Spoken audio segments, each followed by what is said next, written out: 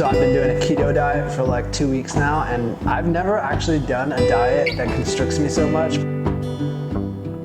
Being this restrictive has made me realize, like, wow, I was pretty mindless before this, and I would just put anything in my body. I also didn't realize how addicted I was to things like sugar and carbohydrates until I came off of them. And so in doing this diet for just like a couple weeks now, I'm being encouraged to really look at the rest of my life and be like, okay, what else am I consuming maybe a little mindlessly that I might not know it, but I'm kind of addicted to it. And like, for example, I love my morning coffee. And I typically now I'm drinking 2 cups of coffee. And I fucking love coffee.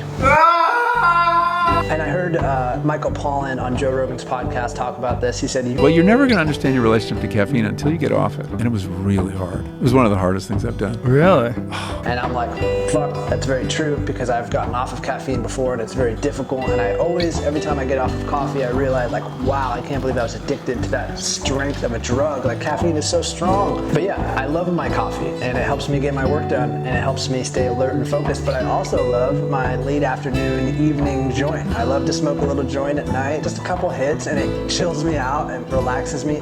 Sometimes I like to scroll on Instagram. I like to watch my basketball highlight. And then at nighttime, sometimes I like to throw on some TV. I've been watching The Office once again. Cock in the hen house. Cocks in the hen house. Don't say cocks. And I do relatively enjoy all of these things, but I'm kind of looking at myself today and asking myself, am I using these things? Am I choosing to do these things, or are they using me? Are they choosing me? Could I give all of these things up tomorrow if I wanted to, or would I have kind of that keto flu that I've experienced when I'm cutting out carbs and sugar? Would I have that with the coffee? Would I have that with the weed? Would I have that with the social media? And would I have that with the TV? And probably, yeah. For all of those things, I would probably unconsciously be reaching for them, even when I said, oh, I don't need them today. And that, to me, is like a sign that I'm not in control of my own life. I am not in the driver's seat.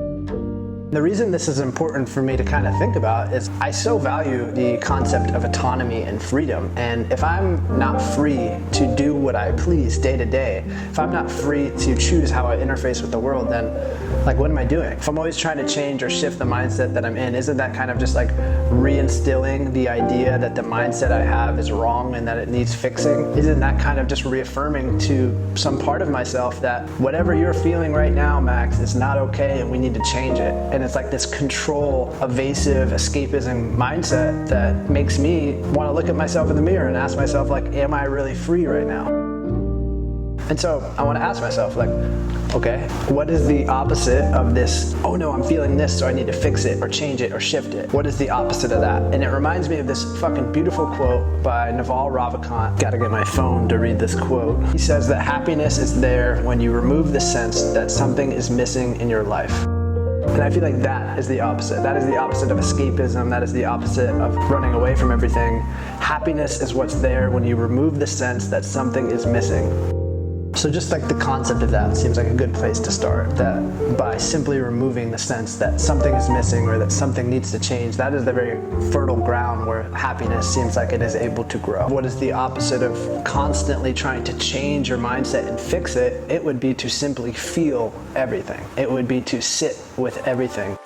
This is kind of like the foundation to a mindfulness and a meditation practice. Meditation, I've heard, like the root word comes from to be familiar with. So like the foundation of a mindfulness meditation practice is simply to become familiar with your emotions, your feelings, the things that come up throughout the course of a day and a week, and not try to change them. It's just simply to bring awareness to them and to sit with them and say, this too is okay. It's okay that you're tired, Max. You don't need that second cup of coffee, but I really want it. It's okay that you're a little high-strung after work. You don't need the joint right away. It's okay that you're a little bored. You don't need to scroll on TV. It's okay. It's okay. It's almost like a paradox. In doing the hard thing and welcoming in those emotions, which is hard, our life seemingly becomes easier. And when we do the easy thing, which is escaping and reaching for something to make us feel better in the moment, our life seemingly becomes harder, because when we're always escaping, we come back to our baseline and then we feel worse. But then when we sit and we feel, yes, it's a little harder in the moment, but then we let it pass, we let it integrate, we let it kind of neutralize, and then our life becomes easier. Once again, this guy Naval Ravikant has an awesome tweet he put out. He says easy choices, hard life. Hard life, wait, no. Easy choices, hard life. Hard choices, easy life. And I love that paradox. And Yeah. So I'm asking myself, what if I did the hard thing? What if I learned to kind of shift my own self-image of myself, and I now started to say, okay, Max, you are the type of person that does the hard thing. You feel the emotions. You sit with it.